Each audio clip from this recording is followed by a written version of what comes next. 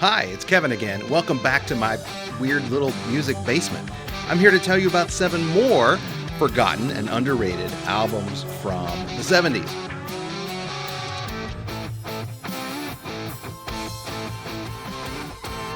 Now, some of these I hope aren't forgotten. All of them I think are underrated. But I want to tell you about them just because I think they're worth talking about. And so here I am, talking about them. So I'm not a music critic. I'm not a musician. I'm just a guy who listens to music in my weird basement. But I think these are worth hearing about, and I want to tell you about them. So let me get to the point. The point being The Point by Harry Nilsson. Harry Nilsson is a seriously underrated artist. If you know any of his albums, you probably know this one. As you can tell, I'm a little obsessed because I own the box set and several other of his albums.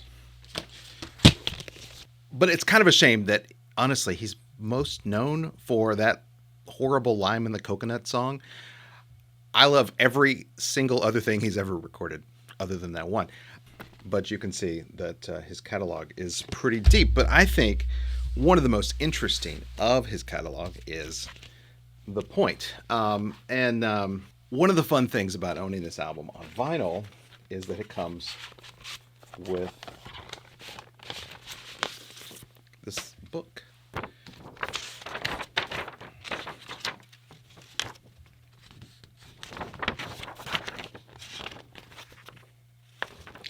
And the album and even this artwork was used to create a TV special in the 70s. And there were a few different versions of this, and the narrators included Ringo Starr, Dustin Hoffman, and Alan Thicke at one point. This version is Ringo Starr on the DVD. I don't know if the other versions are available, but if you're an 80s kid, a 70s kid, it's probably trapped in your memory somewhere. Next on my list, I want to talk about Happy the Man's Crafty Hands. Now, this is their second album, and if I were making a list of perfect albums, this might very well be on the list. It's beautiful. It's mostly instrumental. There's one vocal track. And I think it's underrated.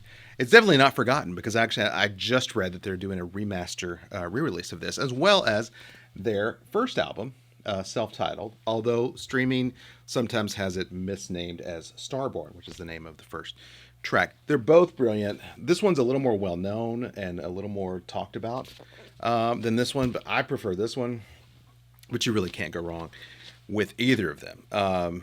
Just a great group all around. So another interesting group from the 70s is Kayak. Now, this is a band that, in my opinion, never quite found their footing. They sort of kept reinventing themselves. My favorite of theirs is actually an early 80s album called Merlin. And they had a whole different lead singer, with Edward Reekers replacing Max Werner on vocals, although Max stayed with the band. But this is their third album where Max Werner was singing vocals. And I think it's, not the most beautiful gatefold. Beautiful album.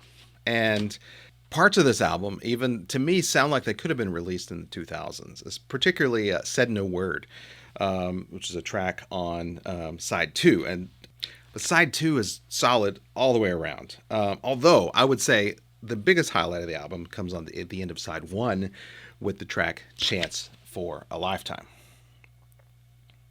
Another one that's not talked about enough, I think, is Nectar. Maybe it's Nectar. They're German.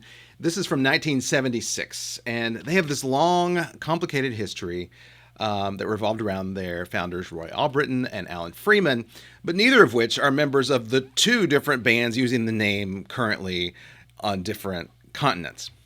Now, they're known more for their albums Journey to the Center of the Eye, Tab in the Ocean, Remember the Future is probably their most acclaimed. This one, to me, is their best. They're interesting because, they are a prog rock band, but they have this raw energy. But it's one continuous piece of music throughout.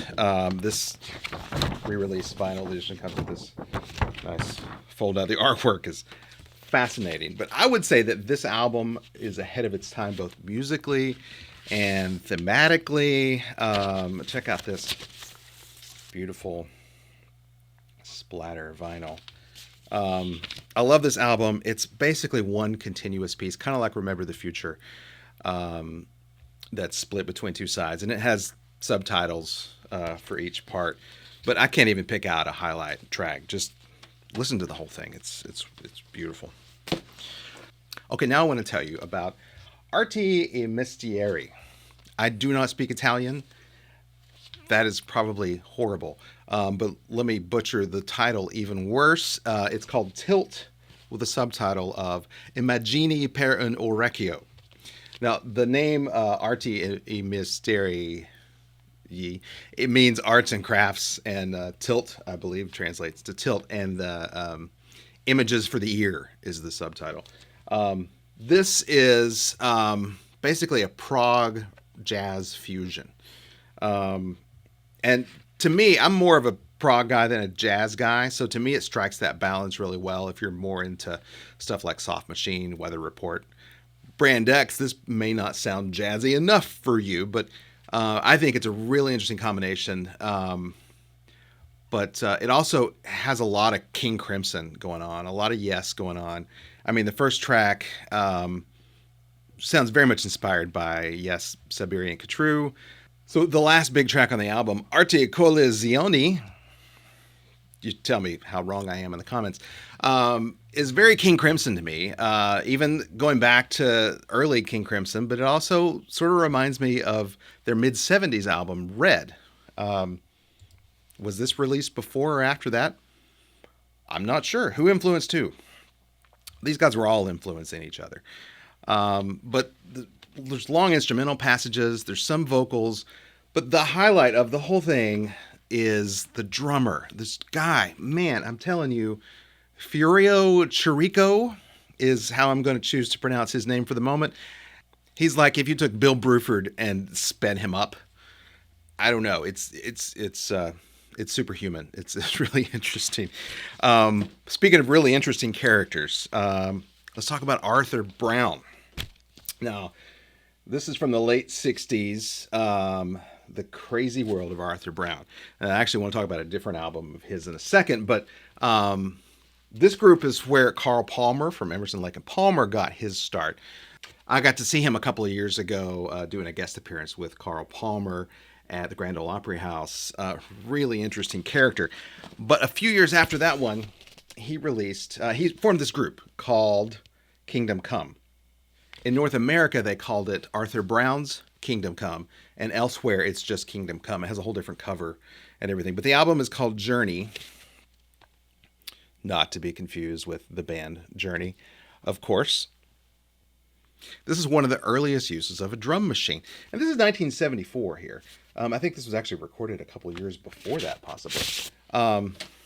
Really fascinating album. And they really loved that drum machine. The first 2 or 3 minutes of the first track is just like a drum machine solo. But once that track really gets going, it is some fascinating stuff. It's like a weird sci-fi movie. The lyrics are odd. The music is gorgeous in a weird sci-fi prog sort of way. If you're into that sort of thing, I mean, you really got to check this out. Superficial Roadblocks is another highlight. Spirit of Joy is just this great feel-good track. And then the track Conception, which is one of my favorites. It's really short, but the only vocals are Arthur Brown screaming. And yet somehow it's really catchy and cathartic. Just fascinating stuff. I love this album. I'm so glad I have this on vinyl.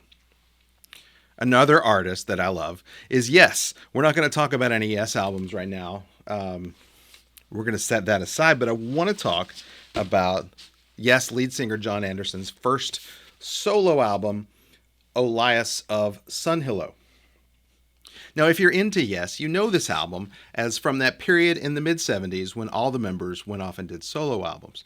and then they got together for a tour where they played parts of those albums.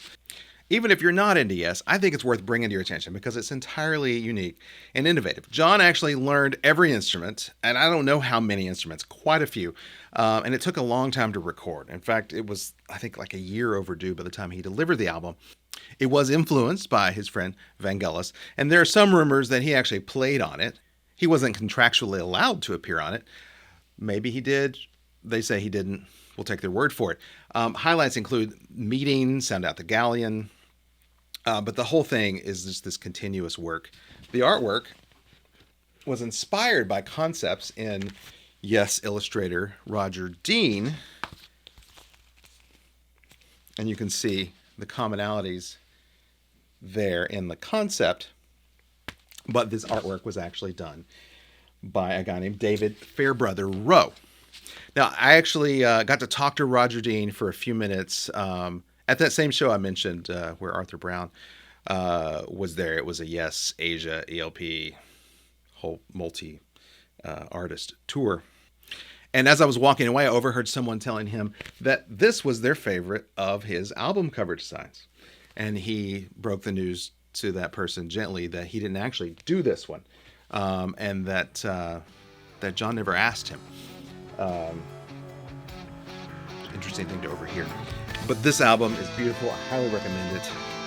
Are any of these albums forgotten? I hope not. Are they underrated? I think they are. I'd love to tell you about more albums. So please like the video. Please subscribe to the channel.